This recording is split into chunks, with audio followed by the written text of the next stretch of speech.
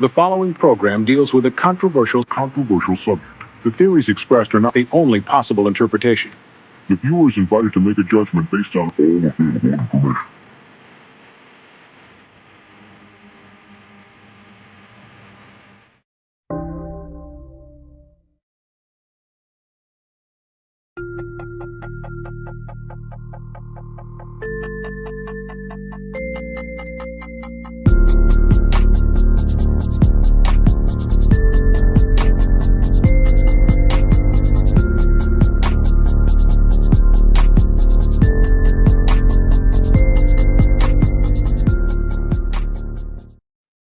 What's up, everybody? It's your boy, Rich Taylor, Spec Media, bringing you the Hot 10 with a very special guest, our brother from another mother, Mr. Longshort, a.k.a. Ben Stein, is in his owl. How you doing, Ben? Hey, I'm good, man. Thank you for having me on. I'm happy to be here. One of my favorite shows of the week. And yeah, here to talk about some comic books. But happy to be here, filling in for the legendary Bryan McClay, and I know he's having a good time in San Diego right now. I'm very jealous, very jealous, Bryan. If you're watching, buddy, I hope you're having a blast. Oh, he's watching. You can guarantee you that. Yeah. Bryan, love you, brother. What's up, Ben Stein? The one and only Ben Stein, the creator and distributor of Stein Packs 9. We are curiously awaiting for Stein Packs 10. Did you get yours? Yes, I did get it. I was going to text you, thank you, but I was going to wait until today to tell you in person, and I forgot that Bryan and everybody was hanging out over at San Diego. So thank you, Ben. I really appreciate it. I'm really happy. I don't care if there's 500 only. I'm happy. What up, Bryan?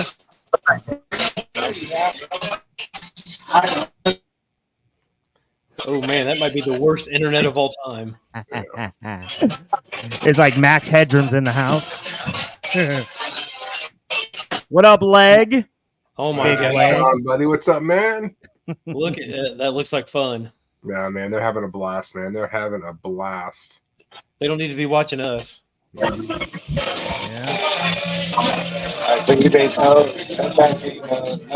All right, so obviously they're not at the con, they're at a bar. Where are you at, Bryan? Okay, Bryan has left the building. He is in the backstage, so once he gets his internet going, they're most certainly somewhere in the gas lamp district at one of those bars there having a good time. So jealous for those guys, man. They're having some fun. There he is again. He said he's at the whiskey bar. I'll let you get back to the show. Okay, brother. I'll see you later, brother. I don't even know what they're showing there. I have no idea what's happening. If he goes outside, he'll be able to get a better connection. He's obviously there's some thick walls at that bar. So let's get going. This is the House of Stein, home of the original Hot 10 comic show, brought to you by one and only Ben Stein, of course, the writer of all four. You almost call me Benjamin. Yeah, I almost called you Benjamin, but I was like, man, what if his name's not Benjamin? It is, but no, the only people that have ever called me Benjamin is my mom, or no, that's pretty much it. My mom. I don't think I've ever gone by Benjamin. Now, how about Ben? My uncle did call me Benjamin. I was just gonna say, how about Benjamin? Nice. I love your uncle. I'm sure Longshore heard that one too as a kid. I get that one all the time, man. All the time. Yeah. Bryan, I set you backstage. If you get a better connection, hop on. We definitely want to get a little feedback of what you guys are doing. But yeah, let's go ahead and start by what you guys all came here to see. Let's start with the Blow Book of the Week. And we have a very interesting one. Poop Office, issue number 1. What's going on here, Ben? It's actually number 4. I don't know where issues 1, 2, and 3. Is it number 4? Is it number 4? Yeah, My bad. It's number 4. I don't know but I did want to just read the synopsis on this book because first of all, this is ridiculous. But second of all, this is the story and art, which this I did not plan this, but the story and art are by Ben. Literally just Ben. So I'm attributing it to Long Short. I'm attributing it to Stein. So I feel left out. Yeah. So this poop man right here, his name is Poopert, and yeah. So he works at Poop office, and the office is entirely staffed by Poop. So I really don't know what in the world. Yeah, it does look. He is drinking pee, which is even worse. So I'm not really sure what is going on here. So his name is Pooper, right? Poopert with a T. At the Poopert. end. Yeah, because issue 5 is actually the first appearance of his wife, Scooper. Oh, Wah, wah, wah. Just kidding. I'm kidding. now okay. So me and Long Short have like literally scoured long boxes like across the whole country. He's done across the whole world. I will say I've never ran into this book. I'm sure that Long Short has never ran into this book. So I want somebody to find this book. Yeah. I don't know what I don't think it's a Dilbert parody. This came out in 2013. I have literally no idea what this is. yeah, I mean that trade dress though. I mean that's iconic. I don't know. I think it's kind of shitty.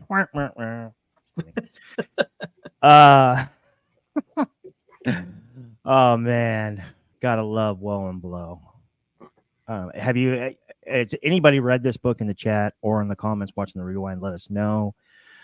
Really appreciate it. Let's get to the Woe book of the week, brought to you by Ben Stein, aka Long Short. Make sure you guys are watching Long Story Short on Nearing Nirvana. You have the creator of the list down below, Mr. Long Short. Great show. Let's go. What's going on here? What is this? Monroe and DiMaggio. It's a one shot, right? It's a one shot from 1992 from CCP Conquest Comics. I dig a lot, and I've never come across this book, and I've hit up a lot of people who dig a lot, and they never come across this book. So, I was at a con last weekend and saw this, and it kind of stopped me in my tracks. Like this book doesn't go for anything, so like don't get excited.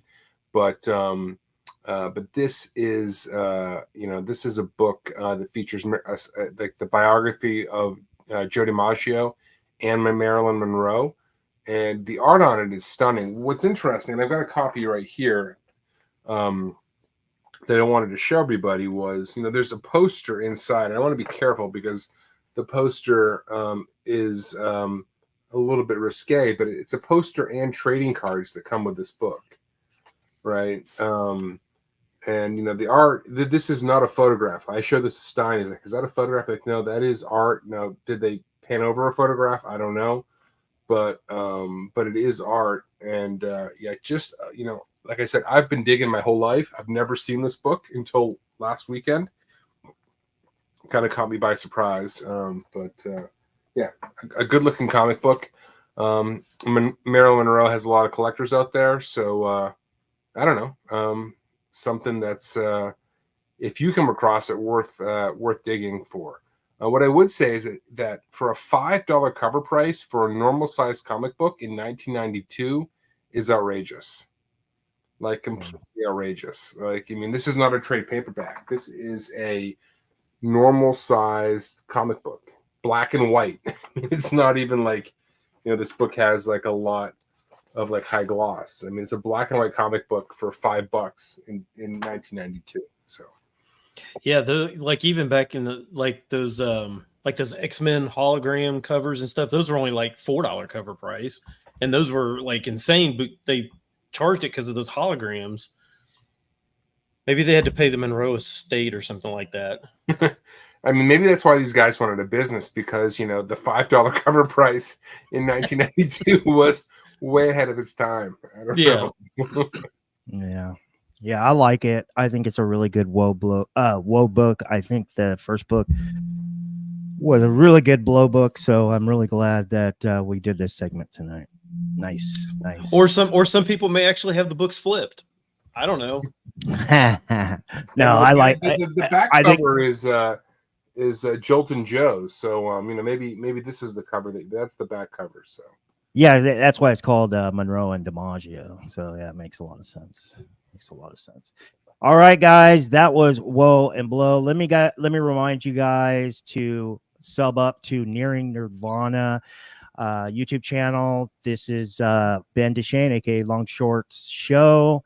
Long story short, Ghost Books Bangers, Comic Oddities. He's got what are you guys on? Episode 89 coming up? yeah, we're getting up there in age, but Hey, it's me. next week. Today, It's Yee, I hope you will Mercenot. We don't support our any political movement. candidates, so That was a pop up. if you love her, great. If you hate her, also great. We don't support any of them. We don't like any of them, to be honest with you. But yeah, we just talk about obscure comics that you're not maybe seeing every single day. But we've got a really smart host. I mean, Joe, the one that was on there. But a lot of the books we show end up showing up on this show a week later. So as we like to joke, if you want the answers to the test before it's given, check out our show, because we're just talking about some obscure off the run stuff most of the time. So yeah, awesome show. I try to catch every rewind I can. Unfortunately, Thursdays are usually pretty busy day for me, but make sure you guys are subbed up to Nearing, second word, Nerdvana. Long story short, every Thursday night, 7 p.m. Pacific Standard Time. Is that correct? So we are. I'm on East Coast time. So that's 10 o'clock East Coast time. So yes, Pacific time would be 7. East Coast time would be 10. And thank you for the shout out, Richie. Not necessary, but much appreciated. No problem. All right, guys, that was Woe and Blow. I hope you enjoyed our first segment. Let's get into By the Dip. Starting off with issue 33 of Alpha Flight, Volume 1 from the I believe it's like 1984 series. This book was released in 86. This is your first appearance of Lady Deathstrike. Yukio becomes Lady Deathstrike in this book. She supposedly was confirmed for Deadpool, Wolverine. I don't know if she's in there because I haven't seen it, but I've seen the set leaks. We are looking at a really cool book that comes in Canadian price variant, newsstands, direct edition. We're just talking about the regular direct editions. The newsstands are pretty expensive. They're like around just an average of around $150 to $200. But we're looking at this book right here in a CGC 9.8. There's a recent low of $59. It was also a low at the end of June for, I think it was $61. 45-day average. Fair market value, $75, is down 28% the week of release of Deadpool and Wolverine, with a character that's supposedly supposed to be confirmed. Do you guys know anything about this book, and what do you think about this character? Yeah, so I just saw the movie. I don't want to give away any spoilers, but I would say that the fact that has a very, very small role in it is not really a spoiler. It was in a bunch of trailers. I would say that if you're expecting big things, maybe don't expect them. But a great character. But what I would say about this book is, I don't know, how important is Lady Deathstrike in the grand scheme of things. She's had some cool moments in X-Men lore, 100%. But 59 for 9.8 seems low. I mean, that's just above the cost of grading at this point. But yeah, she is. If you look, she's in Deadpool. Let's leave it at that. If you look. And did we get full display of the adamantium claws? Well, I guess you guys will have to see the movie to find out. What do you think? I'm not going to get that detailed, but speaking of the movie, what I have not seen the movie, but what would, on a scale of 1 to 10, what would you give it? I thought it was very funny and entertaining. I would say like an 8.5. So you get a CGC 8.5, or is that a 9.2 since the high grade is 9.8? Yeah, from a movie scale. Let's not get into comic book scales because that gets too nuanced. But from a movie perspective, 8.5 to 9, it was very enjoyable. I have nothing bad to say about it. Nice. I would just say that, you know, if you like the character Deadpool and you like that kind of humor, you would really enjoy this movie. Very cool. Cool. All right, let's get into, we are doing the short form list, of course, as you guys know, on the House of Stein Original Hot 10 comic show. We're looking at Blood Hunt, the Red Band edition, issue number 1, the Francis Yu, 1 in 25 crime, suspense stories, 22 homage, huge book at one point. I mean, I would even say it's a pretty big book still.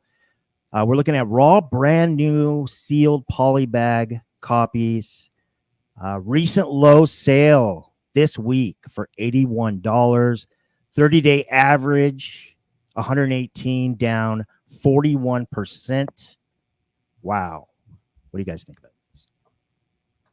Not surprised, personally, to see this where it is. I had always said that I like these a lot, but I wasn't going to pay those crazy prices.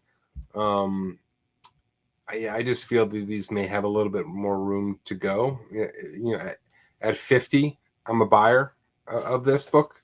But yeah, just not surprised to see that it's a little bit soft, and I would expect all of them to get a little bit soft after sort of the hype. Which is not to say it's not a cool book. I think it's a very cool book. I think the whole set is something I'd like to have at some point. I'm just not in the market at, you know, those high prices for a book like this.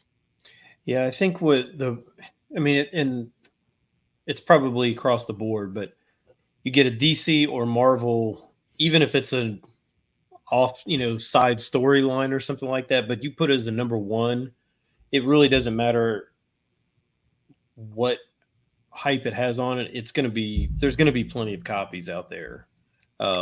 Even though this one's a little bit weird because it was the red band and all that stuff, Kind of gimmicky, right? Yeah, but in it, regardless, I mean, and with the $7 cover price, I mean, it's still not going to be short printed. It's not going to be one that people are like, oh yeah, that was way under ordered, way, you know, like an issue 6 or something like that to have a 1 in 25. That might be, if this came out number 6 and there was no hype ahead of time and those orders just kept dropping, I could see it being much more long term.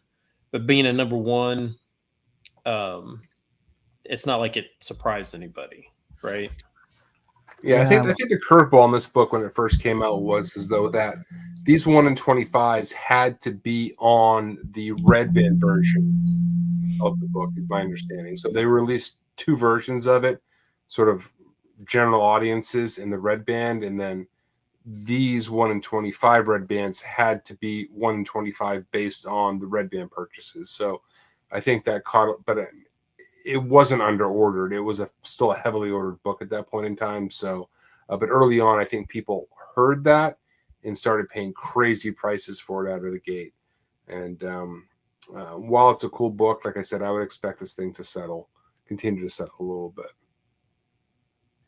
Wasn't there something about the second prints? Oh, yes. Thing where Random House was running a promotion or something? If you ordered 25 copies, I think, of the second print, you could get this book as well, which is not cool. I mean, in my opinion, that's just not a cool thing for Marvel. Did that actually happen? I believe so. I believe it did.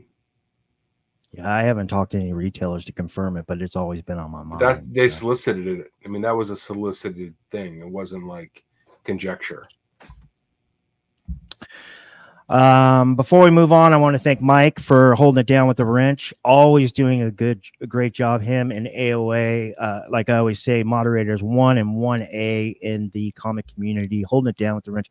Really good moderators. Really appreciate your guys' time. I'm not ignoring you guys. It's just your guys' comments should be replaying on the screen, and if they're not, then we'll get to you eventually. So, all right. I want to give you my feedback on this book. I love the cover. I think it's incredible. It might be the best cover or of all 4 issues so far.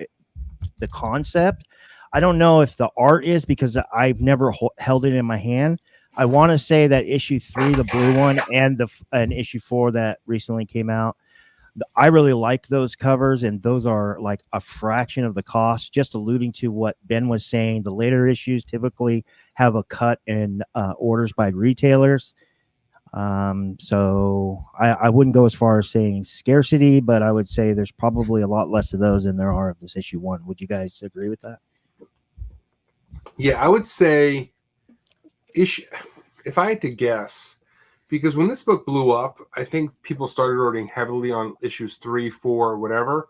Okay. Issue 2 might be that quirky one where the orders dropped before the hype had taken off, and maybe that's, I'm just guessing, maybe that's like the real gem of the bunch. Yeah. I can't even remember what number 2's cover was. It was the Wolverine one. He's like, it's kind of, I think it was was it a Jim Lee homage, or was it a McFarlane homage? It wasn't McFarlane. It was an EC Comics homage, but EC Comics, yeah, it was Wolverine. He's like got his claws out. It was pretty awesome. It wasn't a great. I mean, it was cool, but it was a little distorted. But yeah, it was definitely, I would say, not as gross or as terrible as this issue 1 with his head cut off. I mean, he's just sitting there with like claws and blood. So, but anyways, all right, that is Blood Hunt, the Red Band edition, issue 1, the 1 in 25 Francis Yu crime suspense story 22 homage. We're looking at a 30-day average of $118 US, down 41% from the last time we covered this book on the Hot 10. A low just sold this week of $81. So if you guys are looking to buy this book, might be a good time. I did check out CGC 9/8. Those are still selling for a pretty good amount. They're selling for a lot less than when they showed up first to market, but you might want to wait a little bit longer if you're looking for an already graded issue. So that was By the Dip. I hope you guys enjoyed that short version. Make sure you guys tune in or subbed up to Spec Media YouTube channel. That is my YouTube channel. I host with my co-host Aaron YeeZee Yee. We do our best to provide both comic book speculation, investment, and just collectors content along with cards. We also break cards. This is a video of a Marvel cards. I broke some Marvel Metal and some recent Marvel Annual cards. I try to put the recent estimated fair market values in my edit of the video, so you guys have an idea what they're worth if you wanted to buy one. And also we have special guests. We just had a special guest, really good special guest last week on By the Dip. Why do we get you get a pillow cube on there? Sweet. You get a pillow. You get a pillow. Yes, you might have to bite it, but it's okay. No, I'm kidding.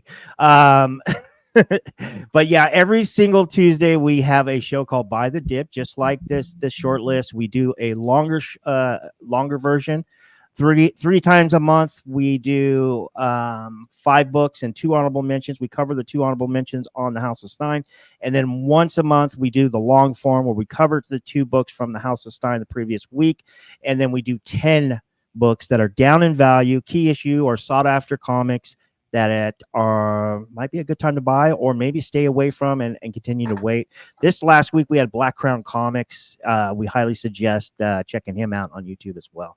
So make sure you guys tune in on Tuesdays, every Tuesday, 8 p.m. Pacific time, towards the end of the Beyond Wednesdays industry show, which in my opinion is the second best YouTube show on YouTube behind the Hot 10. And then third, of course, is, well, 2B is Long Story Short. So we're not the best of anything, man. We're the most obscure, but it's all right. But I appreciate the love, Richie. No problem. Appreciate it. I appreciate you being on. I'm really glad that you answered the phone today when I called. So I always pick up your call, buddy. Always. All right, guys. AOA's in the house. Appreciate you. He's dropping Ben's YouTube, and Aaron and I, Spec Media, and of course, Black Crowns. Appreciate you guys. Let's get into the almost 10 right now. Starting off with Wolverine, issue number 88. This is the 1 in 25 facsimile. Bryan McClay loves these books. No, he does. I'm kidding. But what is happening here, and why is it on the almost 10, Ben? This just came out this week. David Yarden, I guess, is the artist, but I don't know. We pretty much loathe these books, but it is what it is, I guess. Wait, with that said, I wanted to tell you something real quick before you continue. I did tell on Beyond Wednesdays, I'm not sure if we were live or backstage, but I was like, maybe I should start picking these up in case they become complete ghosts and sought after in like 3-4 years. Can I chime in on that a little bit? Because I totally hear what you guys are saying, and I don't disagree. But when I was collecting growing up, I grew up in fucking the sticks of Maine. And not by choice. I was a newsstand collector. I was buying books off, 7-Eleven racks and my pharmacy racks and those kinds of things, right? And people hated those books because the directs had Spider-Man in the corner, right? And mine had a barcode. So, but of course, the years later, those became the more sought after books. Anything that's hated in the market, honestly, I rush to.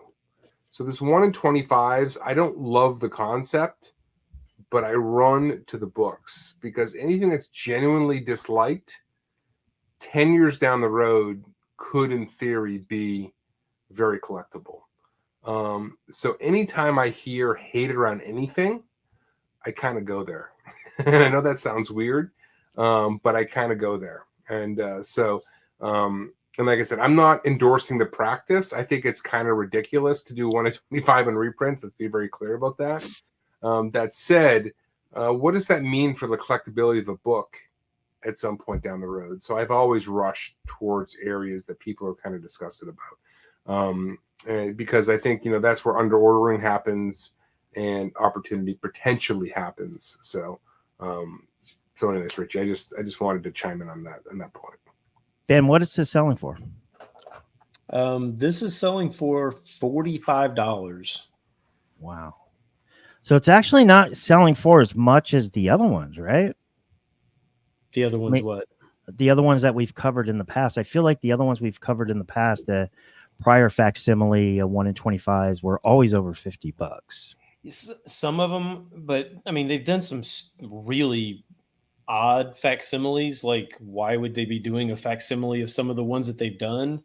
I get why they did this particular one and it came out this particular week. Obviously they're pushing the movie, so I get it. Yeah, but I don't know. When I keep looking at Deadpool's face, it looks like his head's not actually upside down. And then it is completely throwing my whole perception of what I'm looking at because it looks like he's got The Exorcist and his head is like spun. And maybe with Deadpool, maybe it is spun completely around. I don't know, but it doesn't look. It just visually, I keep looking at it, going, "This does not look right." This was kind of a half-ass, flip, if you will, right? Because obviously the original cover is Deadpool skewering Wolverine, right? But this is, this almost is a parody, in my opinion, of the original cover, right? So, yeah. David Yarden is the artist. Is that correct? Yeah. Gotcha.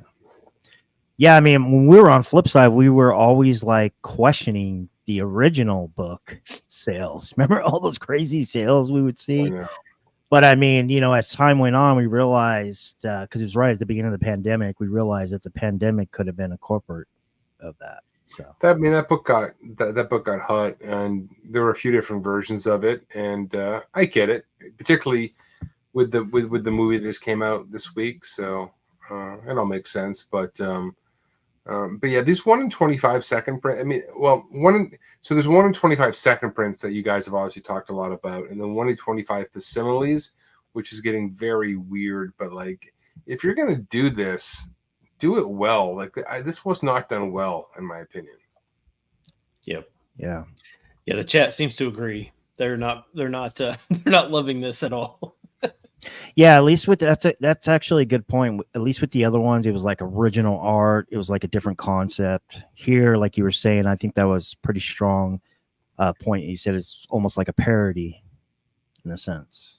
It feels like it's Mad Magazine or something. Honestly, like it just feels like a joke. They weren't taking it seriously. I have to agree. How much you say this was selling for again? 45. 45 US. We got Chad, you, Chad. Chad K with a $2 super chat. Appreciate you, Chad K. You know, He says, the "What's next book that?" chat says like keep the show going. All right. All right, we're looking at X-Men issue number 1, the Alex Ross San Diego Comic-Con 2024 variant. What's going on here, Ben? Oh, this is okay. So I think Ross, I think he did this last year. He put out like 3 or 4 San Diego, and I think that's what he did this year too. So last year he did what, Batman? Maybe it was 2 years ago. I can't even remember. But so this year he focused on X-Men. So he did this X-Men, which is gorgeous. And then he also did a Storm. And you said there was a black and white of this X-Men. Is that what you said? Yeah, when I was pulling up images, I saw a black and white one that was pretty expensive too. Yeah, the Storm is gorgeous. If you haven't seen them, go find the just type in Alex Ross. I'm not sure what issue the Storm cover is, but it's beautiful. This is beautiful. This one's doing about $70. So if you kind of, I mean, Ross is kind of like Campbell, where they're not like super short printed, but they don't really ever go on sale. Then they may not bring like a super high premium, but they're also like, he's never going to like blow them out on his website for $10 either. So, which I like, I appreciate that. That's really the only thing about like Mile High that I respect, is the fact that they're exclusives. They never put on sale. So you're never going to get a discount. So it's either you pay the price or you don't pay the price. You're never going to buy it, and then 2 months later they're going to drop the price to $5, and you're like, crap, I should have just not bought it. These are never going to go on sale on Alex Ross's website. So, but this is gorgeous. Yeah, I think this is really well done. I mean, I don't love homages unless they're creative, but there's something about this that I think is really cool. What'd you say this is selling for, Ben? This one's selling for 70. Do you guys know what the buy-in was on this by any chance? Ross's are usually like 40, I think. That seems like the price. I don't know. I'm not there. But it seems like that's what he's always kind of charged, like 40 for a single one. And then like, if you buy like all 3, it's like 100 or something like that. It's what that number is like sticking in my head for some reason. And is the guts of this a facsimile of X-Men #1, the original? It's a good question. Good question. I don't really know. I don't really know. But I guess if you're buying this, you're not really buying it to read, right? You're just No, totally. Right. I'm just curious if they just slapped it on something else or. Yeah, it's a good question. I do not know. Okay, and you said this was selling for how much again? 70. Now I see why Brian does this all the time. You're gonna ask that question. Holy crap. Yeah. Yeah. So I'm not gonna make fun of you anymore, Brian. Makes sense. Makes sense. Good man. All right, let's get to the next book. Comic Book Countdown says 2024 #1. So okay. X-Men 2024 #1. Wow, okay, so it's not even the OG. Okay, interesting. Yep. Appreciate you, Comic Book Countdown. Thank you for joining us, by the way. And thank you to everybody joining us. Really appreciate it.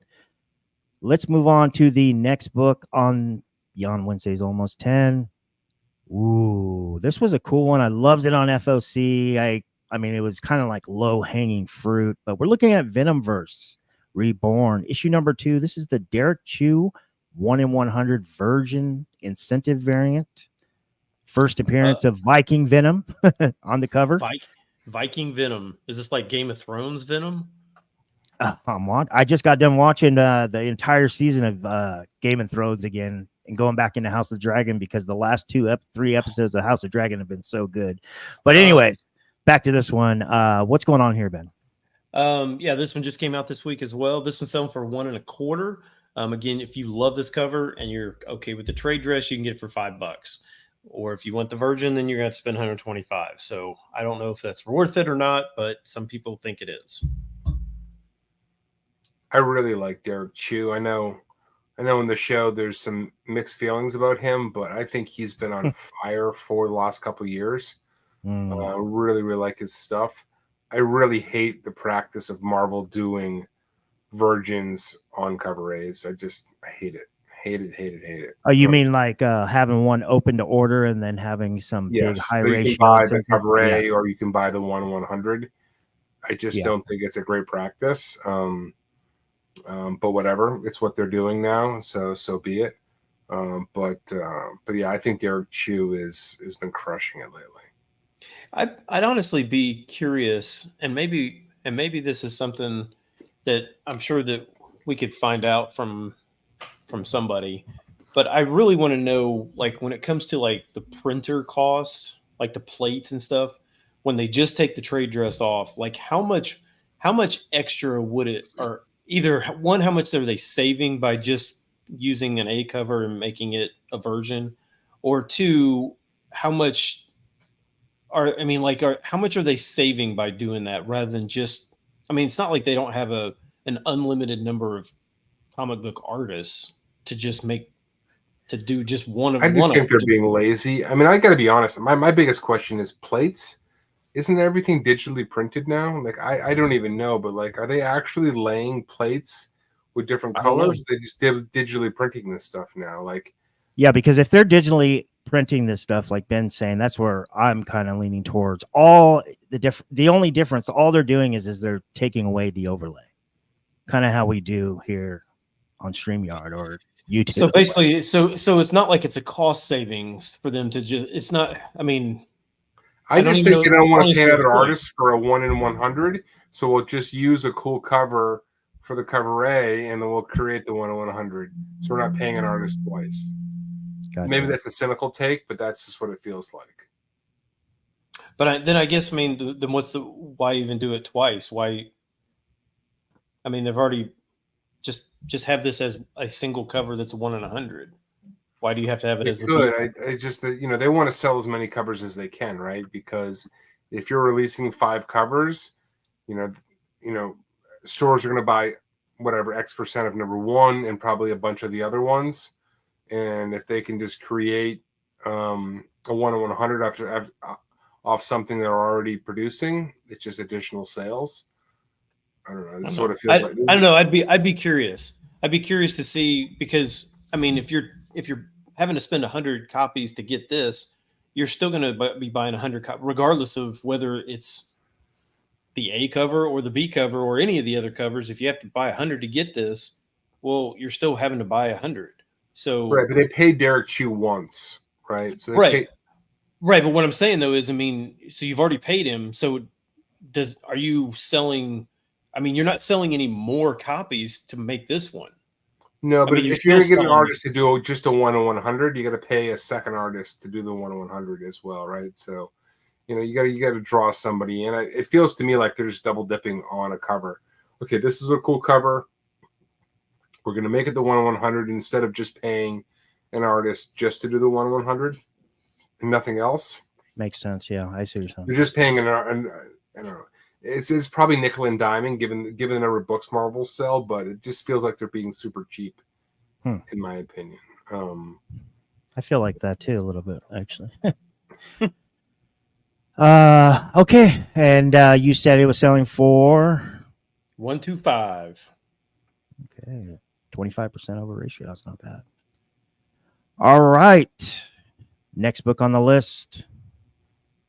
Ooh, this is a good one. I like this one. I love Dan Panosian, but it is a Midtown variant. This is TMNT, Teenage Mutant Ninja Turtles #1, the Dan Panosian Midtown variant. What's going on here? I see 2 different prices, by the way. Yes, there are 2 different versions of this. So there's one where Turtles is in Japanese, I'm assuming. Okay. I don't really know my languages that are not in regular letters. So kanji.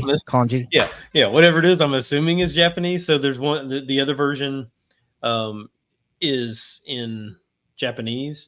I don't. Are the turtles' names in English on the other one?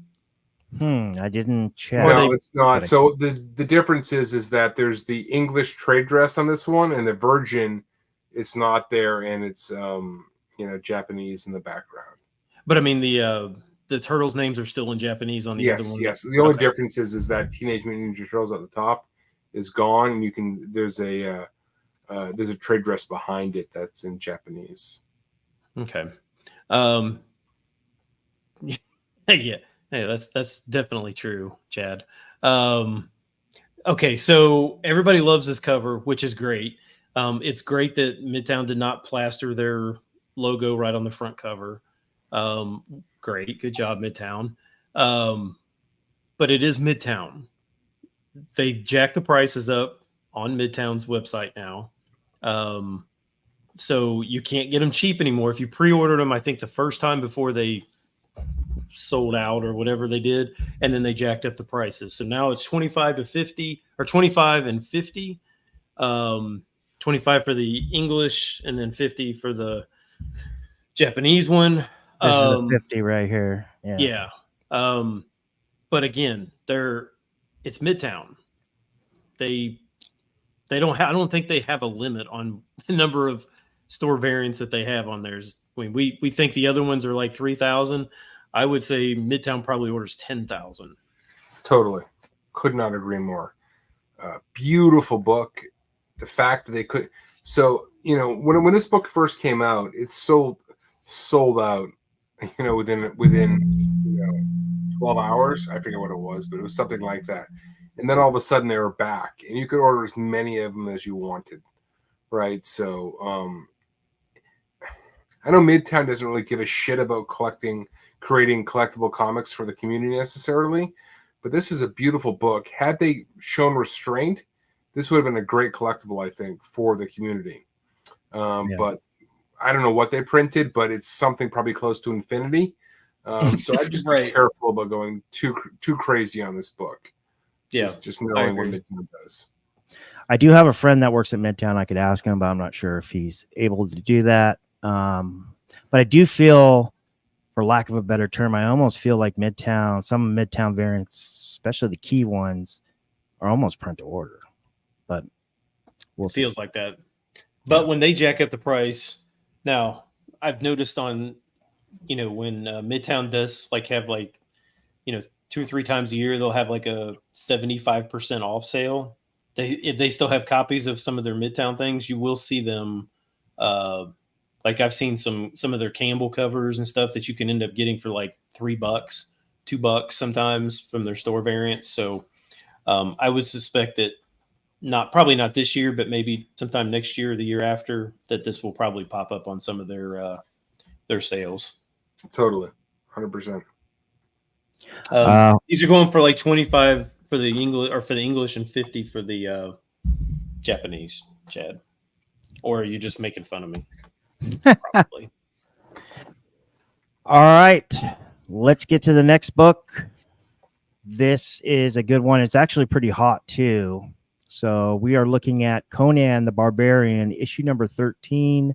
This is the Dan Panosian SDCC foil variant. What's going on here? Yeah, so I don't know what's going on, because we're going to see Panosian again on the Almost End. There was actually a bunch of different Panosian books all selling this week. Now, I don't know if did something happen with Panosian, or is people just now finding out about it? I don't know what's going on, but there was a whole bunch of Panosian books that were doing well. This one is from San Diego.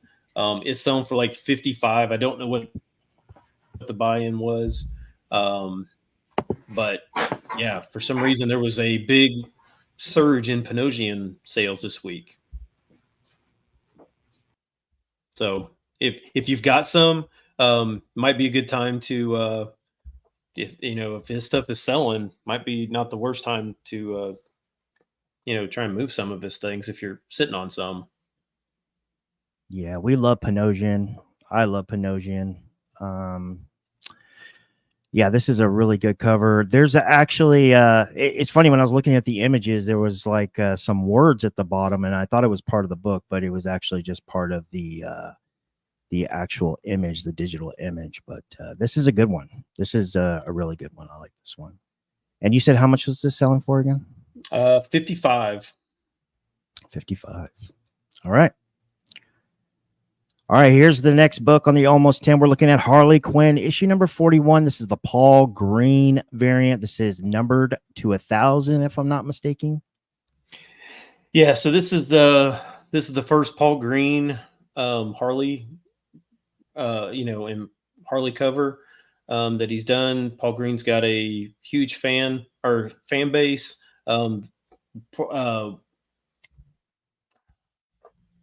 Who is it that we know that is like a really big Paul Green fan?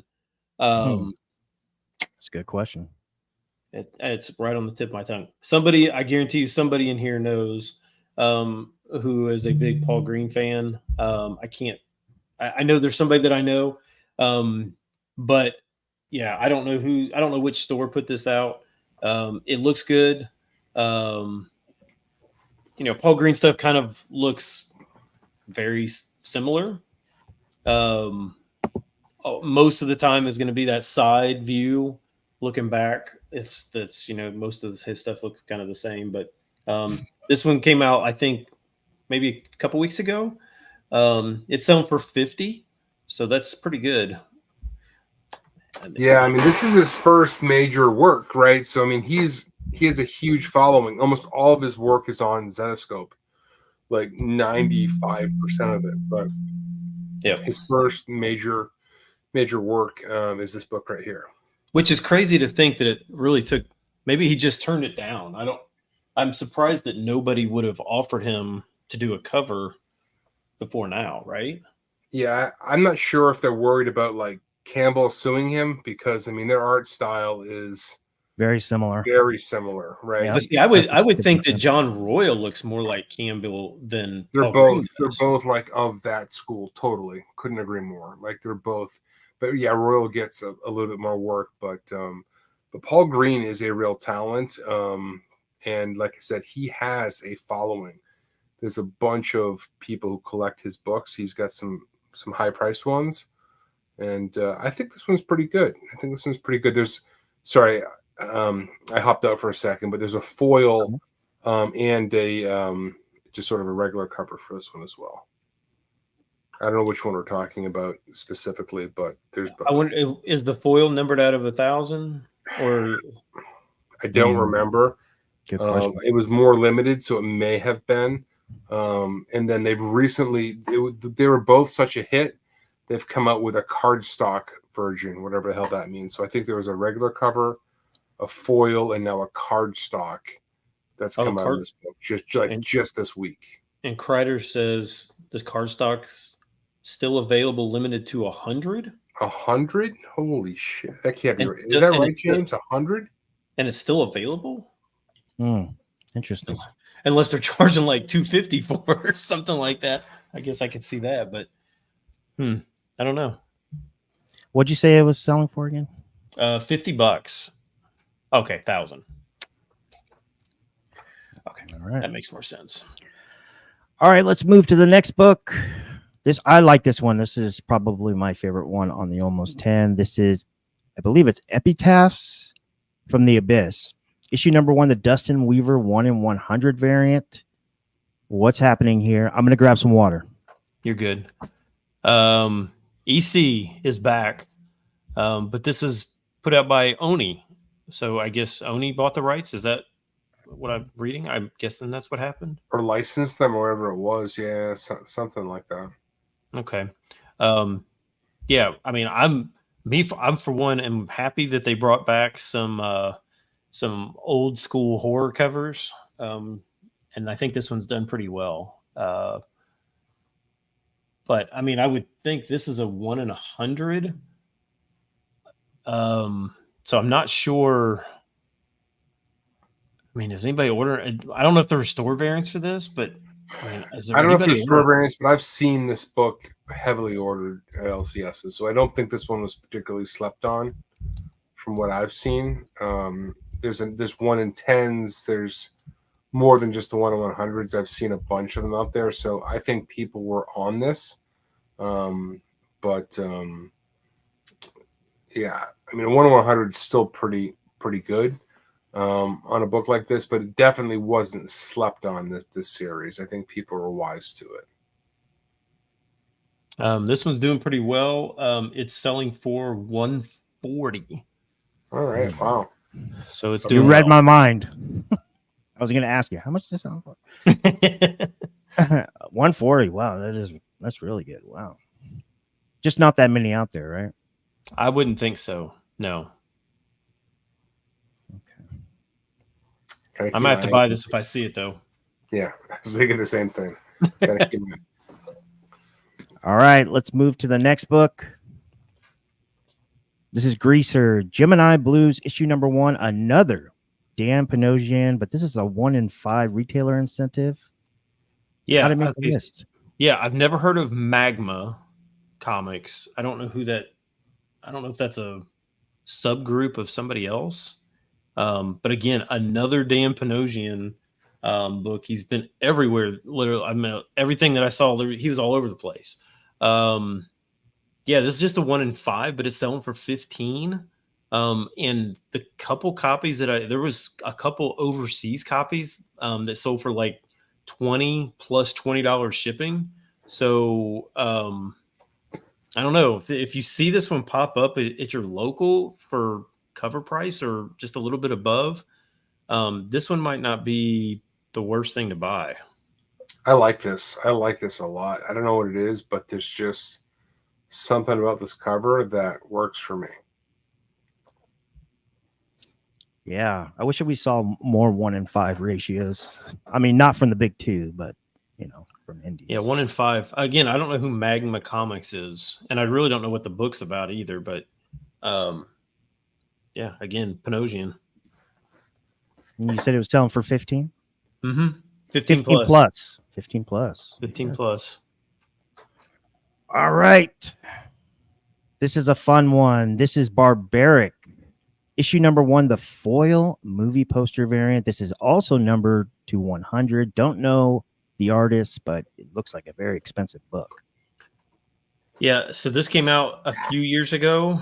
Again, there's only 100, supposedly. Well, whether or not that's true or not, but there really haven't been very many sales over the past 3 years. So I guess it's probable that maybe there is only 100 of them, just because there's really not that been been that many sales. But this one actually sold raw a couple times this week for like $270 and $300 for this. Wow.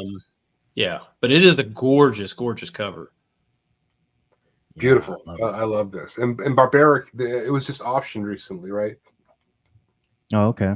So this book is starting to pick up steam because I don't know all the details, but I saw somewhere that this property was optioned. Okay, that makes sense.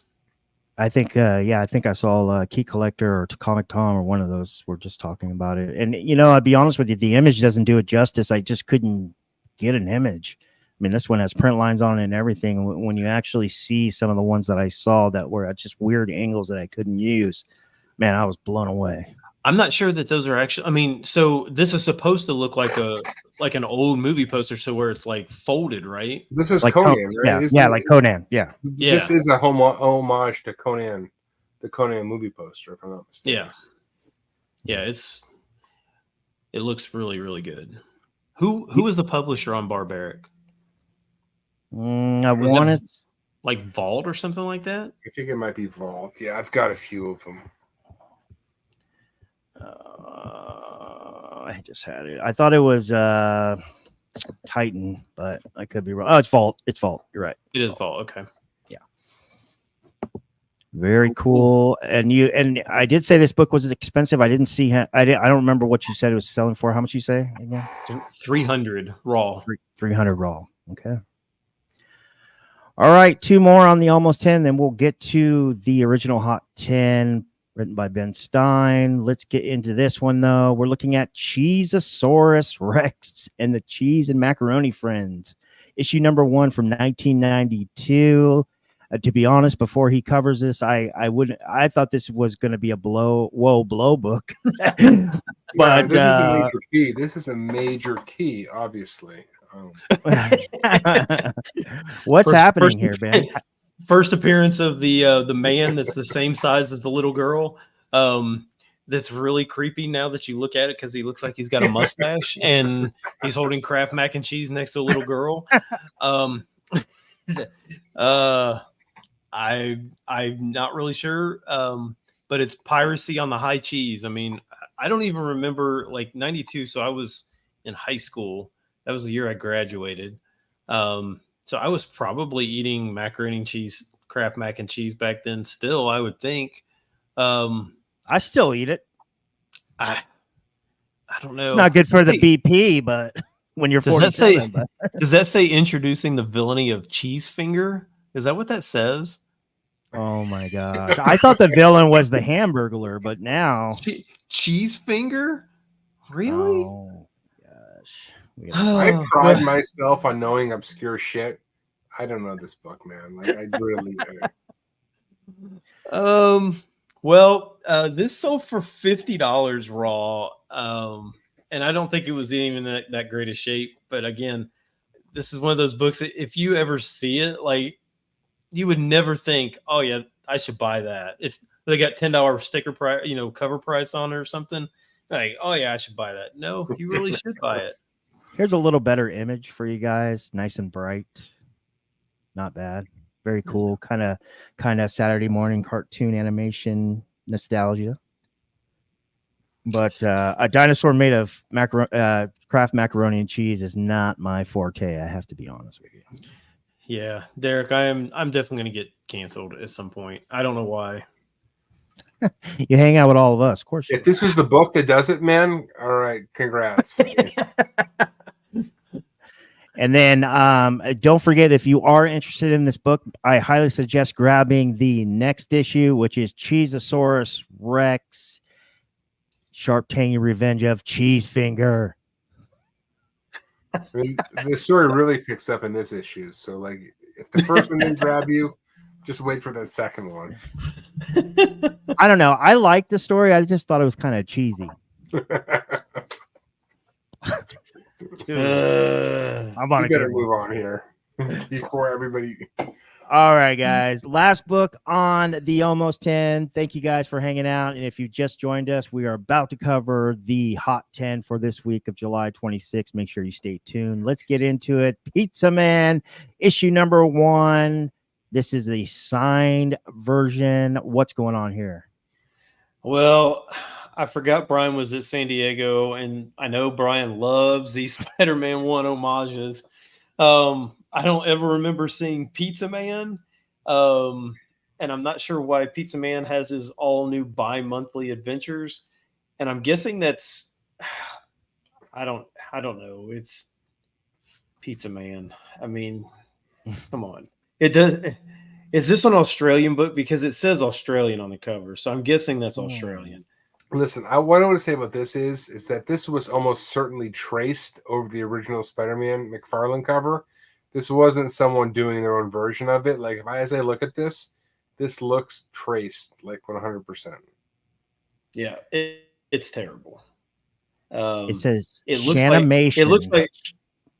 It looks like he is actually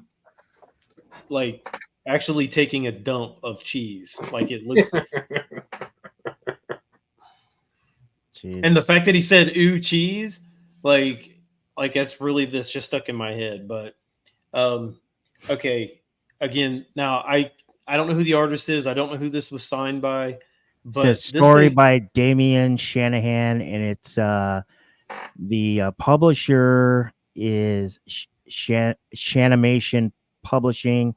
The art is Aaron Shanahan. That must be his brother, cousin, son, something like that. Okay. Well, this sold as a fine copy, fine condition, for $100. So, I mean, we were ragging on the people that spend $50 for Cheaurus Rex. somebody spent $100 on Pizza Man. So I don't know. I don't know what to say. That ain't vegan. Like, which cheese book are we going to prioritize? Because it's a good important question. for us to draw a line. So I'm going to say Cheaurus Rex over Pizza Man, but Because of the homage killed it. No, it's All right. Cheese finger. Hey, how much did you say he was selling for again? You said for a mid-grade copy, right? Yeah, $100. Wow, I can see why it's on top of the list now. All right, guys, that was the Almost 10 brought to you by Beyond Wednesday's YouTube channel. Make sure you guys are subbed up to our boy Bryan McClay's YouTube channel. It is doing very well. He is kicking ass, taking names. He's at 2,067 or 2.67K subscribers. He's got tons of really cool videos, live stream rewinds. We do a show every Wednesday, which is kind of considered our flagship show, but the industry show is just kicking ass on Tuesdays. So Tuesdays, Wednesdays, and then also on Saturdays, Modern Comic Mayhem. Bryan is just totally crushing it along with the rest of the crew. He also does sometimes that you got to keep your notifications on once you subscribe to his channel, because he does surprise shorts that are really cool with cards. He does whatnot sales that he dual and try streams. And then on top of that, sometimes the industry show does Thursdays before the Nearing Nirvana Long Story Short show. So make sure you guys are subbed up to Beyond Wednesday's YouTube channel. I want to thank Bryan for allowing me to host this show tonight. Can't wait till he gets back so we can hear all of his trial and tribulations from San Diego Comic-Con of this year. Yeah, and don't forget if you have not voted, go over to whatever that comic book awards and vote for Spec Media, vote for Long Short, vote for Bryan on don't vote for Wednesdays. us. Go vote for somebody else. Like, go vote No. for Bryan and these guys. Do not vote for us, please. We're fine being obscure. So give it to the guys who earned it. Awesome. All right, guys, that was the Almost 10 brought to you by Beyond Wednesdays. Let's get into the Hot 10 written by the one and only Ben Stein. First, we'll start with the honorable mentions. Right here, we are looking at, is this Hello Darkness, issue number 1, the San Diego Comic-Con variant numbered to 250? Yeah, so as probably not unexpected, there are going to be, and everybody hates it this year. I mean, they always hate this time of year, but when it's San Diego Comic-Con week, these are the books that are selling. So that's just the way it's going to be. So if you don't like San Diego Comic-Con books, so be it. Yeah, this one, we talked about this one. Did we talk about this one, or did I just ask you about this one last week, Richie, or maybe 2 weeks ago? I was like, is this a book that is really gorgeous, or is it not gorgeous? I couldn't wrap my head around it. I know it's been a minute since we all been together. Yeah, I guess that was 2 weeks ago. Yeah, it's 2 weeks ago. Yeah. I'm not sure if it was live or backstage, but I remember the question. Yeah. So I'm curious what Long Short thinks about this cover. If he loves it, is this Rebecca Pueblo who did this one? I think that's what I think he told me that's who it was. I really like her a lot. So I personally, I think this book is really cool. I don't think it's her best work. She's done some really great stuff, but there's something about this that, I don't know, grabs me. I think this is pretty cool. I'm just curious, what's it selling for? Just out of curiosity. So it is selling for 60 to 70. Wow. And I think for me, it's the eyes are like really, really well done. The eyes are honestly the only thing that I'm struggling with is the hands. For some reason, the hands look off. I think it's if you lose her pinky on one side, which throws it off, right? Yeah. Her pinky falls outside the frame, which distorts a little bit for me. Yeah. But her face is really, really well done. Oh, yeah. Yeah, this is good. I would buy this book, not for $70, but I would buy this book at the right price. Yeah. Is there another version numbered to 500? there's a bunch of versions. I know I think there's 2 San Diego variants, this one and another one. And then there are, because this just came out this week, there are a bunch of covers for this. I didn't look at all the covers, but there are other covers for this. There we go. There it is right there. Number to 500. So that If one's you got haven't the looked at trade Rebecca's dress on. stuff, she is a real talent, like a real talent. She did a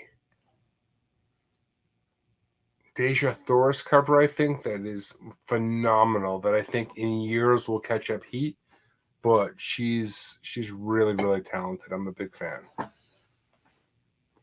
Very cool. And what'd you say it was selling for, by the way? 60 to 70. I don't know if these are already sold out at San Diego or not. Again, I'm not there, so Number not to myself. 250. I bet it is. I mean, I wouldn't be surprised. Probably. Yeah. All right, our next honorable mention.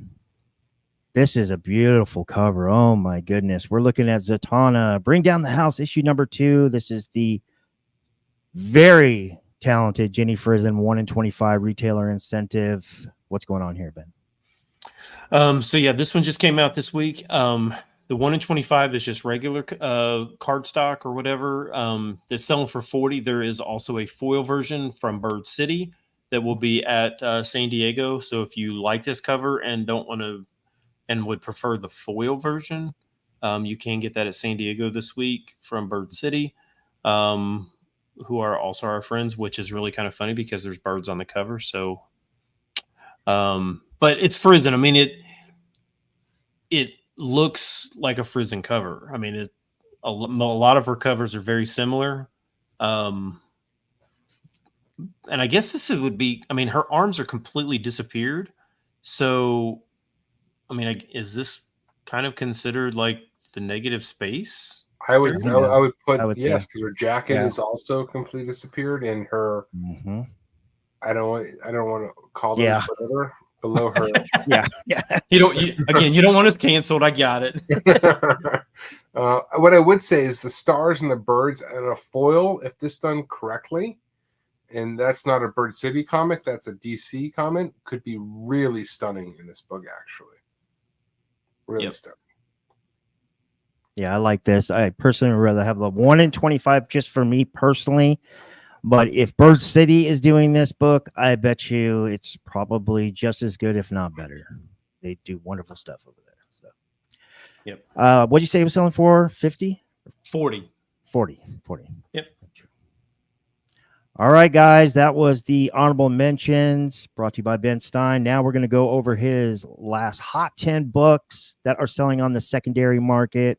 Make sure you subscribe to the channel. Double click that notification bell to also don't miss any content forthwith.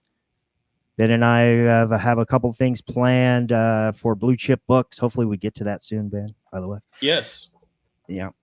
So let's get to number 10. We're looking at Annihilation 2099, issue number 4. This is the Pete Woods 1 in 25 Silver Surfer issue 1 homage, featuring the first cover appearance of the supposedly last Silver Surfer, who is Herald of Mephisto. What is happening here, Ben? Well, I can tell you that this dude did not miss leg day.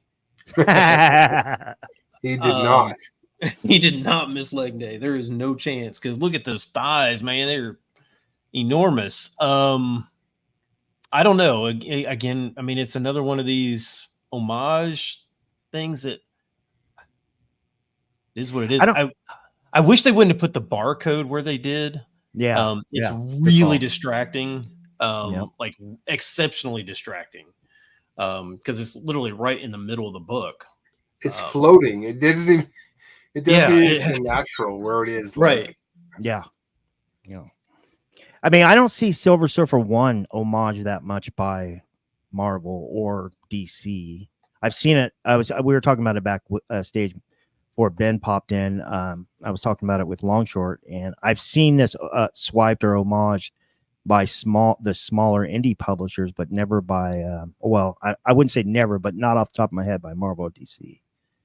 But I mean, a Herald of Mephisto, that's pretty cool. I think that's pretty awesome. Supposedly in the synopsis, I haven't read the story yet, just going by the synopsis. Supposedly the synopsis is he's a herald for Mephisto, stealing soul or whatever, finding souls for Mephisto to possess.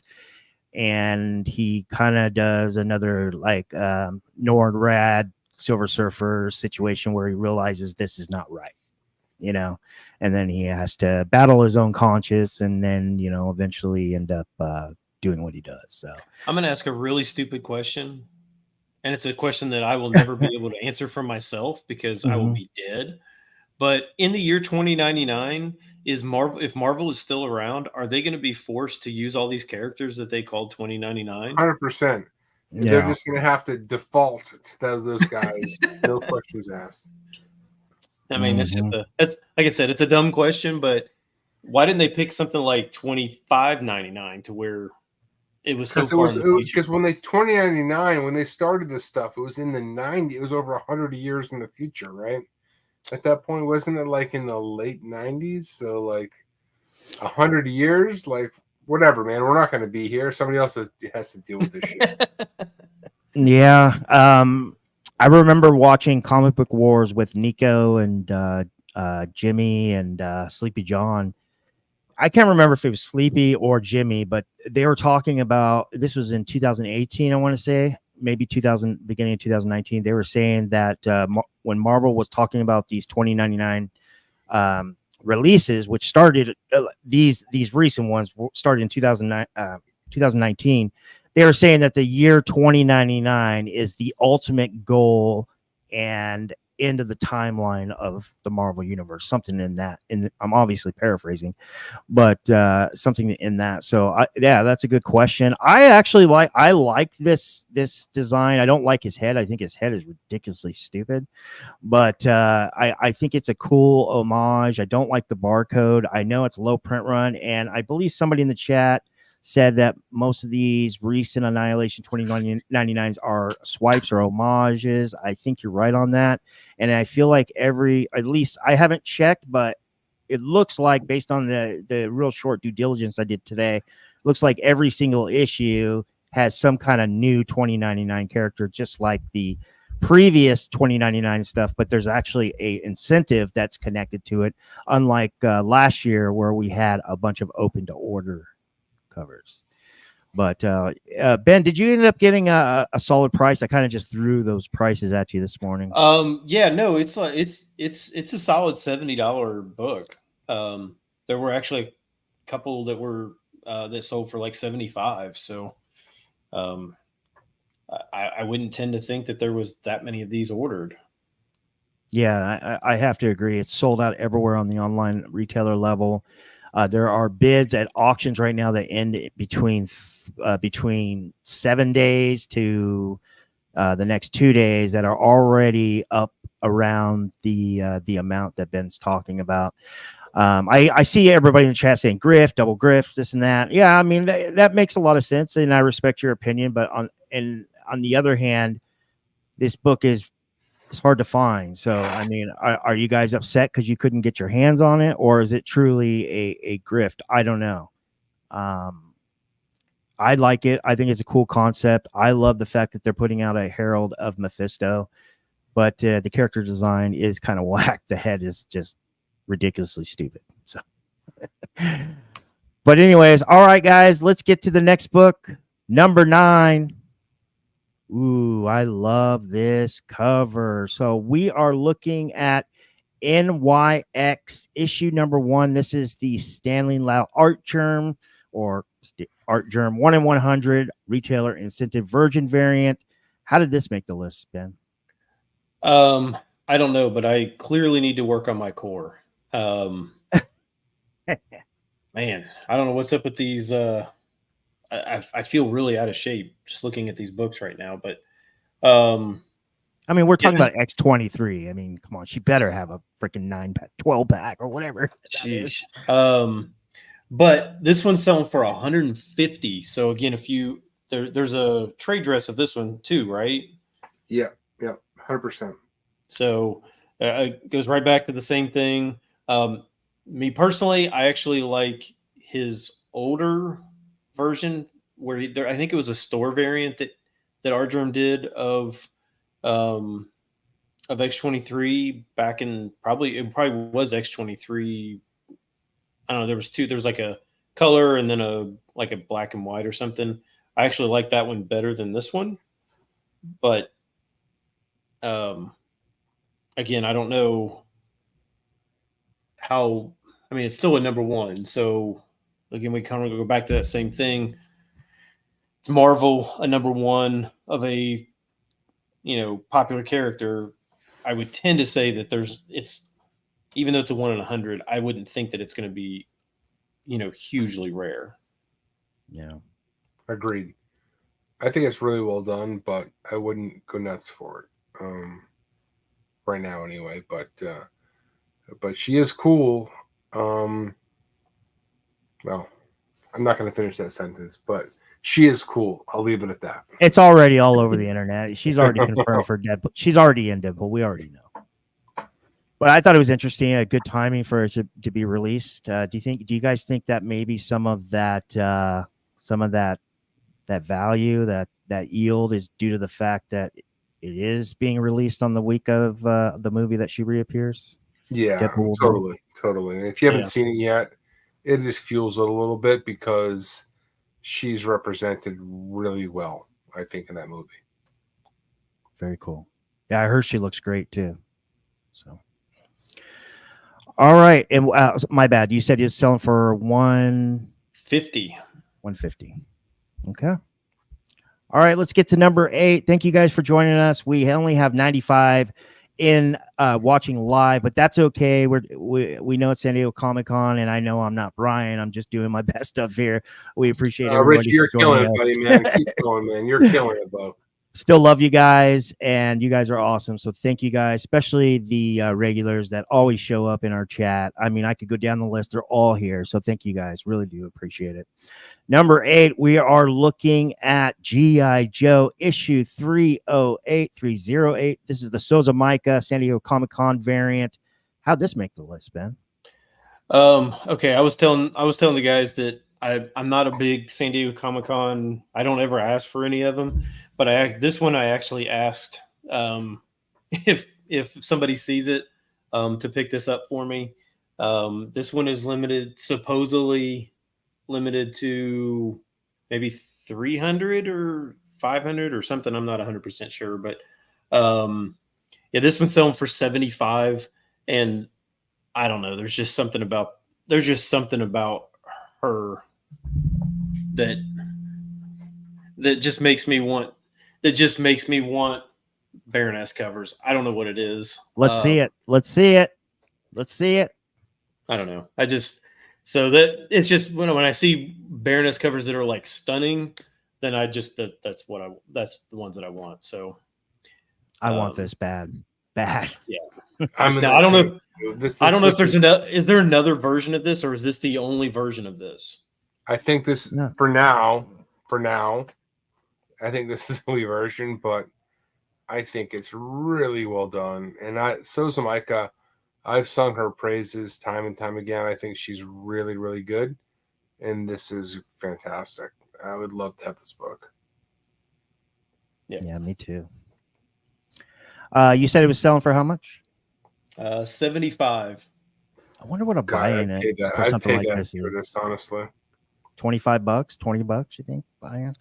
Probably. I will say this: if the guys tell me that these are all sold out and I can't get it, I think I'm just going to buy one of these. So if anybody's got it and wants to sell it to me, then, and I don't do that very often. But again, it's just one of those that I think I just want. Is this for would you be purchasing for the PC and then eventually into a Stein pack, or just stay in your PC? No, I just keep it. There's a few Baroness covers that I still need to get, or that I've pawned off over the years, but some of them are just never selling. Like the Cobra, I don't think I'm ever going to sell that. I'll probably just keep it forever. So this is probably. If you ever sell it, call me, because that book is stunning. Yeah, and it's a legit ghost. Yeah, I want this Yep. book. Do we know what store or retailer did this by any chance? Was I it do not. Wanted Comics by any chance? No. No, Is it was her? not. I mean, she does a lot of her own books, so I mean, this might just be a Sozamaika. Yeah, it's definitely not Wanted. If it was Wanted, I would have just called Drew personally, and be like, "Hey, bro, please sell me one." KRS. KRS. It is KRS. KRS Comics. Yeah, I think they're here. They're like So- they're Southern California, right? Yeah, the Lords of Longbox was associated with them. Rest in peace, Tebow. So, yeah, it's looks like it's going up in value since before the show. Man, these things are selling for a lot right now. So, wow. Yeah, I love it, and definitely going to be looking for this one. All right, let's get to number 7. Ooh, I like this one. This is Invincible number 2. This is the San Diego Comic-Con Virgin foil variant. I'm not really a big foil person, but I do like this one. This is actually the signed version. I'm not sure if all of them were signed, but all the ones I could find were signed. What's happening here, Ben? I'm still not a big fan of them still reproducing all these Invincible books. I would rather them just come out with something different, either like just a side project, or I mean, maybe maybe they just can't, or maybe they just don't want to. But I don't like them going back and doing all of the all those whatnot variants and stuff like that were they just basically just kept reprinting all the older versions. I don't really like that idea very much, but I think, I mean, watching the cartoon is, I mean, I really like that Adam Eve character. I would say that she's probably the best character. Yeah. That they had, but yeah, this one again, I don't know if you're there. Great. I don't know if these were all signed by Otley or not. I mean, me and Longshort would prefer, like, kind of like the sketchbooks. We want the ones that are unsigned, if there are some. Totally. So I don't know if it's possible. I don't know if he signed them all. I don't even know how many there are, but this one's selling for 100. I wouldn't think that Otley's signature would add much value to it. Yeah. So good point. Yeah. But I would love this book, honestly. There's something about. Was this cover ever used before? I don't ever remember seeing it. I'm with you. I don't. But goddamn, there's something about this that is perfect. I'm gonna buy this book. Well, don't forget to tell everybody about your foot fetish. I don't have a foot fetish, but I do. For those who do, God bless. Yeah, for sure. Yeah, when I first saw it, I was like, "Oh, she's picking her toes. That's disgusting." But then I realized she's painting them, and she's in deep thought. I like it. It's cool. It looks like an interior panel to me. Well, you see her originally, but then he's down there completely just wiped out. Like, there's something about this that really works for me. I think this is really well done. Oh, Johnny's probably right. It reminds you of Gwenpool. Yeah, somehow. I like that. Yeah, maybe it does. There's probably a subconscious there, Johnny. And you probably know me better than I know myself. So, all right. What'd you say he was selling for again? 100. Wow, I'm interested to know what the buy-in was on this, and if there was a signed copy and non-signed copy. If you're watching the rewind, let us know in the comments or chat. All right, look, guys, that was number 7. Let's get to number 6. This is for all the Peach Momoko fans out there. This is the Peach Momoko Virgin San Diego Comic-Con variant of Scarlet Witch issue number 2, and it looks like a pretty expensive book. How did this make the list, Ben? Well, I'm only okay with this book because of Jeff. yes, yes, that was what I was gonna say. I couldn't agree more. Yes. Scarlet Witch, she looks really, her fingers literally are bigger than her face. Which I got little fingers, but they only come up to my nose. Hers are bigger than her entire face, but yeah, this one's selling for, and this one's had quite a few copies sell. This one's selling for 80 to 90. Again, the San Diego. Is there another version of this, or is this a strict San Diego book? I've never seen it before, so Okay. let's say San Diego exclusive. Well, a Scarlet Witch 2 dropped this week, right? It was released this week. Yeah, I don't know if they. Let me see. I just see one version. Yeah, I only see one. Okay, there's a Scarlet Witch Annual. Yeah, I don't see another version. So yeah, Okay. that's a good one. I like Jeffrey Drake brings up a good question. Why is Jeff in Scarlet Witch? Fair question. I don't know. But good point. Good point. Well taken. Should I be excited that Jeff made an appearance in a movie this week, or am I? I was just gonna ask that. So there are rumors that Jeff made an appearance in a movie this week, and I've watched movies this week, and I don't recall seeing Jeff, but I would just leave it at that. Okay. Okay. All right. Fair enough. So his name's Jeff now. It's not Jeff the Land Shark, huh? Well, his name's always been Jeff, but they've qualified it against other Jeffs. But yes, Jeff the Land Shark, I think, is if you really want to get some specific. Otherwise, it's just Jeff. Yeah. I mean, you know how we all feel about Momoko. It's really a hit or miss, and then it got to the point where it just didn't matter because it was just overkill. But I think this is pretty good. I like this. It's not bad. And what'd you say it was selling for again, Ben? 80 to 90. $80 to $90 range. Okay. All right, guys. Let's get to number 5. This is a beautiful cover. This is Deadpool Wolverine. Is that World War III, WW3?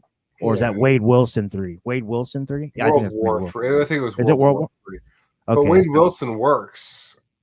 Yeah, So- that works too. So this is the J. Scott Campbell shirtless variant. It is a San Diego Comic-Con exclusive. This But it's not. I particular wanna be image clear. has... Unless I'm what was that? mistaken, the Campbell sold this a couple of months ago, right?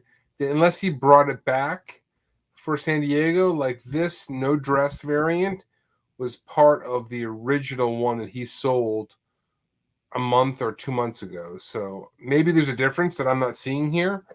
But this There is I know that there was also a non-shirtless, like they're in their so there's a dress and a no dress, right? And they joked about it with their language here.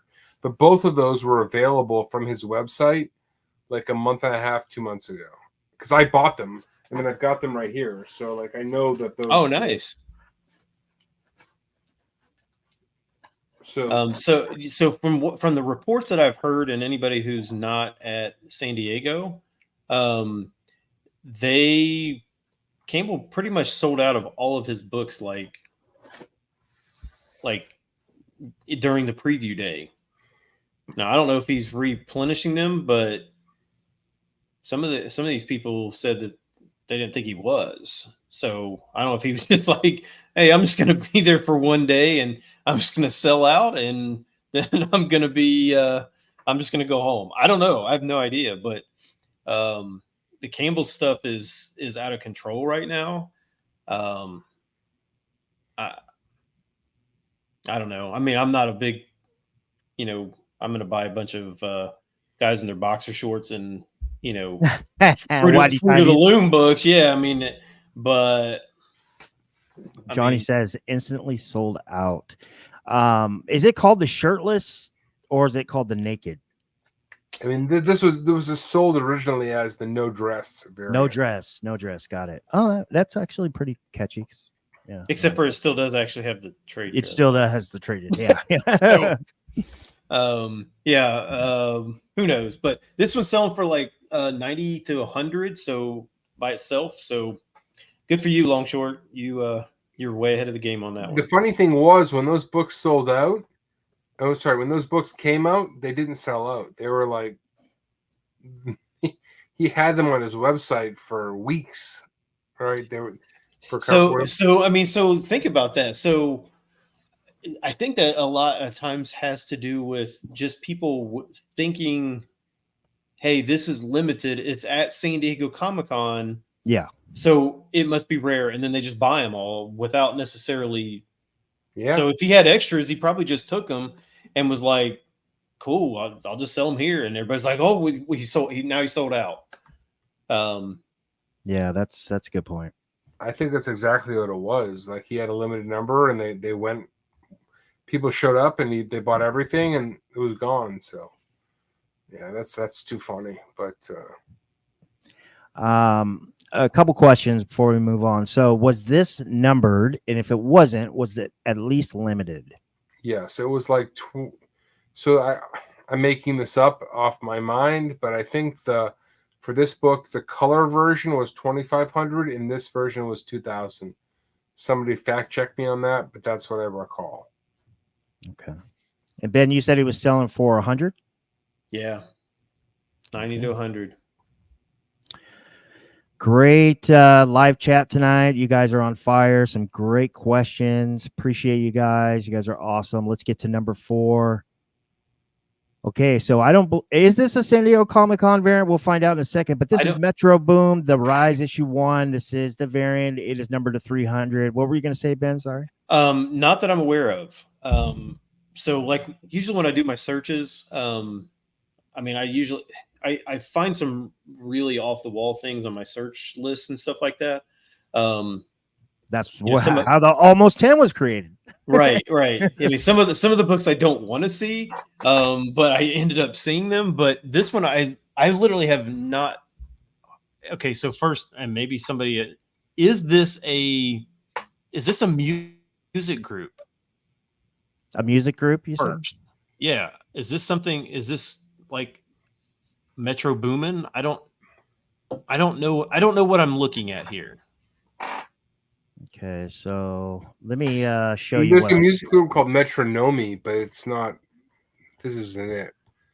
There's definitely a music group called Metronomy. So it's actually called Metro Booming. Metro Booming, the Rise, like I was saying, Metro Booming. Boom in, IN. And here is what let me show you real quick. They're saying the chat's saying he's a producer. Oh, Jersey, you got no idea how dumb I am. Like literally have no clue. So here's what the back cover looks like right here. I believe that's the back cover. Yeah, because yeah, that's the back cover. And then there's this little card right here. It's like a pin. Or is that like the A cover? Let me see. Because I saw it on this one. Let me see here. Okay. Maybe you're right. Maybe that is the A cover. Okay. So that is well, I guess it's another cover. And then it comes with this pin right here. And then here is what the back actually looks like. Right here. Limited to 300. Pretty interesting, pretty cool. I like it. It's cool. But is this a band? Is this what is this book based on? Has anybody read it? What do we know about this book besides what it's selling for, Ben? Okay, so the one that you just pulled up to see the back, that was from like a couple weeks ago or something like that, and you saw that they were sold out at 120. This is now selling. Yeah. Oh, Derek, you have no idea what I was thinking Metro Boom was. I have no clue. And K-pop was probably on my list as well. Yeah, this is now selling for 160 raw. Interesting. Ben, you sent me a link to YouTube. So I'll share it with the chat. So there is a Metronomy is like a band, and they have a very famous video with Gavin Rosdale's his daughter's a model, and she was doing like an Esquire shoot, and they created a video of it. So I'll just share it with the chat. I got it. Got it up. But Hair's she was curly. just like dancing around, I guess, throughout this whole thing, and they just were filming it, and they sent it to this. When I saw this, this is what I thought of was this. She just dances to this whole video. I think it was. You'll get down. You're never running from this town. I don't want to get a strike, so I don't know if it's a strike or not, but she's because the music sucks, but we'll just watch her. That's the good part. well. That's the band. Like when I saw the book posted, that was the band that I thought that Ben was. I mean, the music's okay. It kind of reminds me of Kings of Leon a little bit. Yeah, well, that's definitely not bad. Yeah, it's not bad. It's not bad. I like the video a lot. So anyways, this is like I mean, it's another one of these music things. I mean, it feels like at least every couple weeks now there are like these music things, that music comics and stuff that are, you know, popping out, and They explode big time. But is that what this is? Have we confirmed this, that this is music for sure? yeah, the chat is all saying it's a hip hop producer. Okay. That Metro Boomin is a hip, and it says something about he was involved with what I saw. Somebody said Gavin and he was Gwen? no, he was involved in the Kendrick versus Drake. Okay. Is that a book? Kendrick versus Drake? Is that okay? Again, There y'all was can laugh at something- me. No, Y'all can laugh at me. Is that I- like a real thing? Is that like, I'm assuming that's Kendrick Lamar and Drake? So, Comics and Sneakers says producer for Future. He was involved in the Kendrick versus Drake. I feel like we talked about the whole Kendrick versus Drake and a comic that was tied to it, but maybe that was Beyond Wednesdays. Oh my But, gosh, dude. I feel like this is headed down, you know, where we're talking about that. I'm just going to get myself in trouble. I'm just going to stop talking.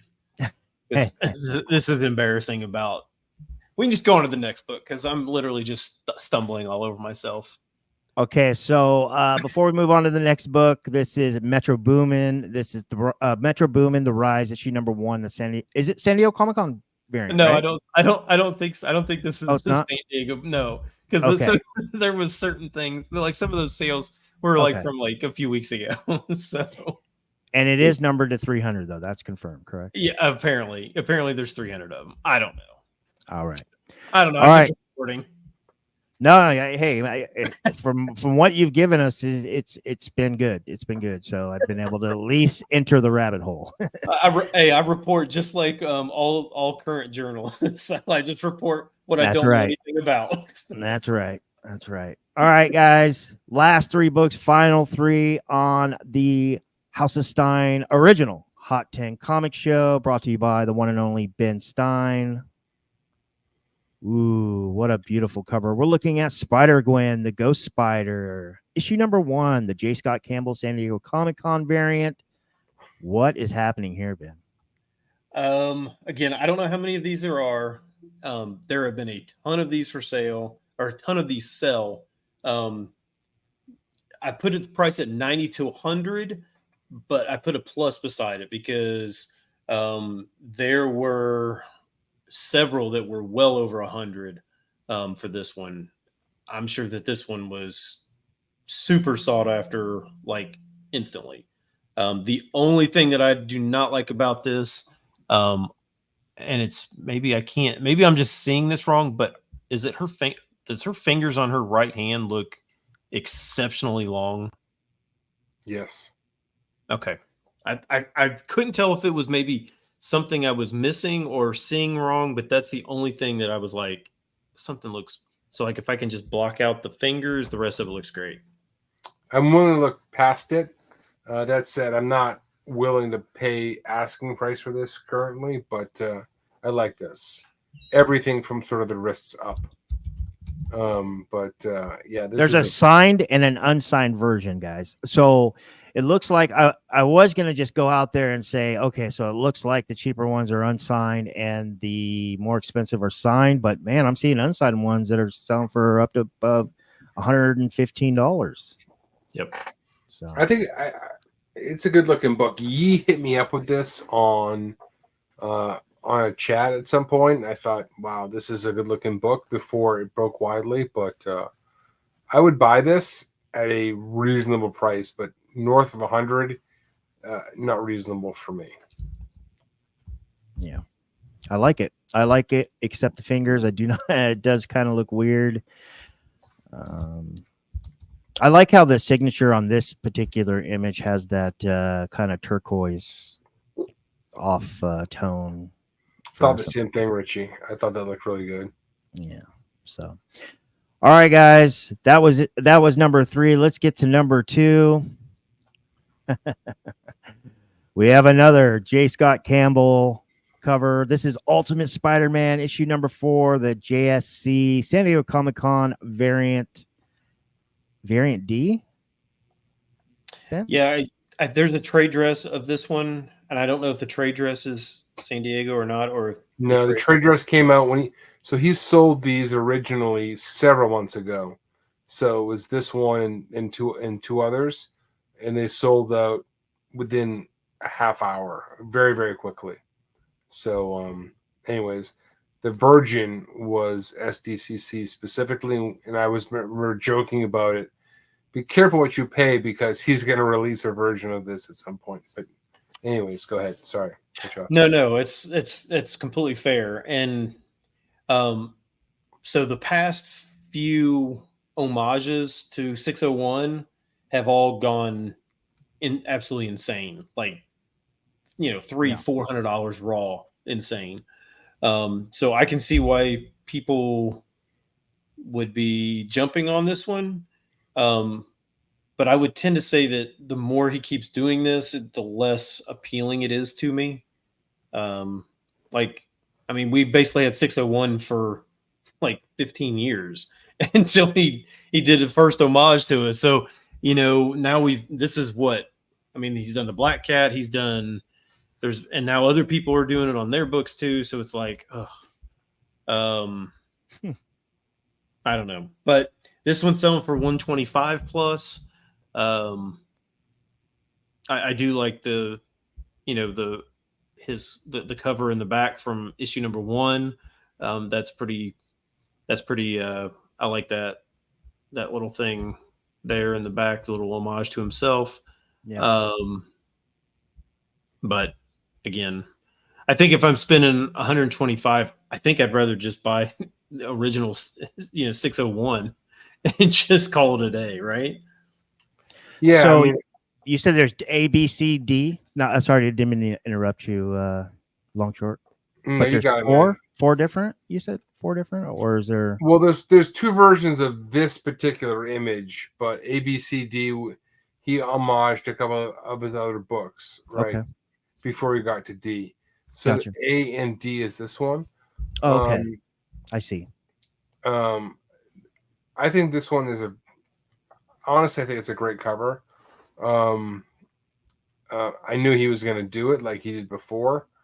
It was completely transparent, but and I'd like to have it. I have the trade dress version, but I think Stein's point is a good one. If he continues to go back to this well, I think 3 he can get away with. So he had Felicia on the second version, and then Mary Jane on this one. If he does any more of these, it's going to get too watered down. I think he's hit the peak of this homage. Yeah, this is a good looking book. I want it. I don't have it. I didn't buy this one, but I'll keep an eye on this one to buy at the right price. Because if you look at the Felicia book, the San Diego book is going for several $100 raw. $400, $500, $600 raw for this for the Felicia version of it. So I wouldn't sleep on this one, but I don't know. Maybe 125 is fair if you look down the road, but yeah, I don't want to pay that right now, I guess. Yeah. Beautiful cover. All of them. Jeez. They're all good, but I like this one a lot. Ben, how much you say this is selling for again? Like 125. 125 plus, I think you said, right? Yeah, there was the initial sales were like 150 to 170. It seems to more be settled down in the 125 range. Yeah. But yeah. All right. All right, guys, let's get to the #1 book for this week of San Diego Comic-Con 2024 on the original Hot 10 show, written by the one and only Ben Stein. And make sure you stay tuned after. We will go through the list quickly. #1. Ooh. Witchblade issue #1. This is another J. Scott Campbell San Diego Comic-Con, but this is a foil variant. Yeah, so I think there's a foil and maybe a sketch. I think are maybe the two that he's selling there. And I'm not sure. I don't know which one.